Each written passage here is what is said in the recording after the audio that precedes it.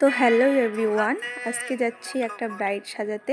তো ব্রাইডের বাড়ি আমার বাড়ি থেকে বেশি দূরে না, কাছেই। তাই আমরা দুই বোনে টোটোতে করেই চলে গেলাম ব্রাইডের বাড়িতে।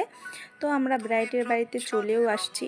এইদিকে দেখছি ভেতরে ঢুকতেই বাজনা বাজছিল। তারপর আমরা ব্রাইডের বাড়ির ভিতরে চলে যাচ্ছিলাম, কিন্তু গিয়েও দেখি ব্রাইডের এখনও আশীর্বাদ চলছে।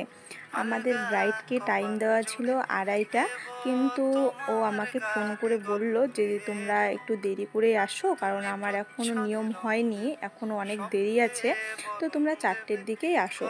তো আমরা ওর কথা হিসাবে 4টের দিকে ওদের বাড়িতে গেলাম, কিন্তু গিয়েও দেখি ওর এখনও হয়নি, এমনিতেই অনেক দেরি হয়ে গেছে।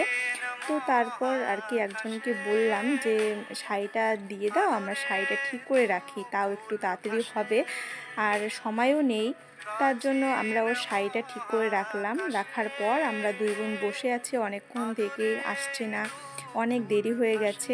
তো তারপর মনে করলাম যে ব্রাইড হয়তো চলে আসলো, কিন্তু না, ব্রাইডের এখনও হয়নি, অনেক আরও নিয়ম আছে। তো তারপর ওর নিয়ম শেষ করার পর আমাদের কাছে আসলো, এসে আমাকে জুয়েলারিগুলো দিয়ে বলল যে দেখো জুয়েলারিগুলো ঠিক আছে কি না, আমি মুখটা ধুয়ে আসি।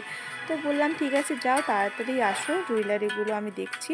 তারপর একটা পিসির সঙ্গে দেখা হলো। এই পিসির সঙ্গে আমার ছোট থেকে অনেক চেনা জানা। তো পিসিকে বললাম যে পিসি ফুলগুলো এনে দাও, আমরা ঠিক করে রাখি। তো তারপর পিসি আমাকে ফুলগুলো দিল। দেখো 3 রকমের ফুল এনেছে, ফুলগুলো খুব ভালো। তারপর বোনকে দিলাম যে ফুলগুলো ঠিক করার জন্য। ও আমার সঙ্গে মানে আসলে ওর কাজ ফুল ঠিক করা আর একটু ক্যামেরা করা, তো ওর কাজ ও করছিল। তারপর অবশেষে ব্রাইড চলে আসলো। দেখো এই যে এটা আমার ব্রাইড। তারপর ও আসার পর দেরি না করে আমরা ঝটাপট কাজ শুরু করে দিলাম। আর জানো, আমরা যখন মেকআপ করছিলাম তখন এই ঘরের ভিতরে যে কত লোক, এমনিতেই এত গরম, আর লোকের ভিড়ে তো আরও এমনিতে গরম লাগবেই, তাই না? তারপর আর কি ফ্যানও ছিল না। তো যাই হোক, আমরা ওরকমই মেকআপ করতে শুরু করে দিলাম। আর ও এত ঘামছিল, মানে মেকআপটা বসছিলই না, বারবার মেকআপ করছে, বারবার উঠে যাচ্ছে। খুব কষ্ট হচ্ছিল এই মেকআপটা করতে। তারপর আর কি এই যে ব্লাশারটা দিয়ে দিলাম। তারপর দেওয়ার পর ওকে দেখো কতটা মিষ্টি লাগছে। তারপর একটু হাইলাইটার দিয়ে দিলাম। আর দেখো হাইলাইটারটা দেওয়ার পর মুখটা কত সুন্দর গ্লেজ দিচ্ছে, তাই না? আর ওর সঙ্গে আমার অনেক গল্প হচ্ছিল, কি যেন গল্প করছিলাম ভুলে গেছি, কিন্তু অনেক মজার মজার আমরা গল্প করছিলাম। তো তোমরা ওর মুখ দেখেই বুঝতে পারছো ও কতটা হাসছিল।